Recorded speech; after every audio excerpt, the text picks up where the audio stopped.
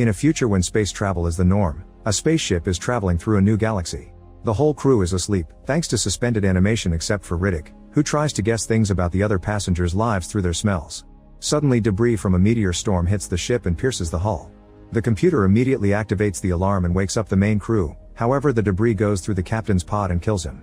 Pilot Carolyn and navigator Greg stumble out of their pods and rush to the control panel, only to discover that the ship has been pushed into a planet's atmosphere and the gravity is making it descend at a very dangerous speed. Greg tries to call for help, but the communication antenna is damaged. Carolyn rushes to the pilot chair and releases various parts of the ship before putting it into a roll. The spaceship slows down a little bit, but it isn't enough, so she has no choice but to drop the passenger pods.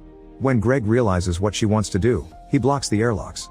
Carolyn tries her best to stabilize the ship as it begins to come apart and a piece of metal breaks the front window. Eventually the ship lands on the planet and slides on the ground for a few miles, which makes it lose even more parts.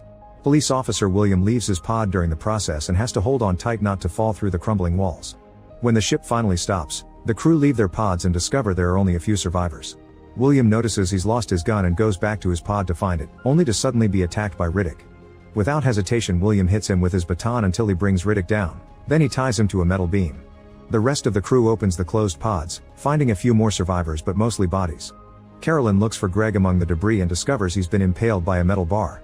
They don't have any medicine because that part of the cabin is gone, so Carolyn kicks everyone out of the room and keeps Greg company while he dies. Afterward the crew checks out the planet, only to discover they're in a desert.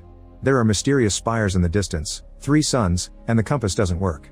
The crew thanks Carolyn for saving her and calls her captain, making her feel guilty for having wanted to get rid of them.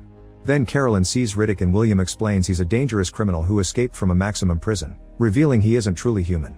Next the group checks the cargo and finds some alcohol, but no water. While everyone is distracted,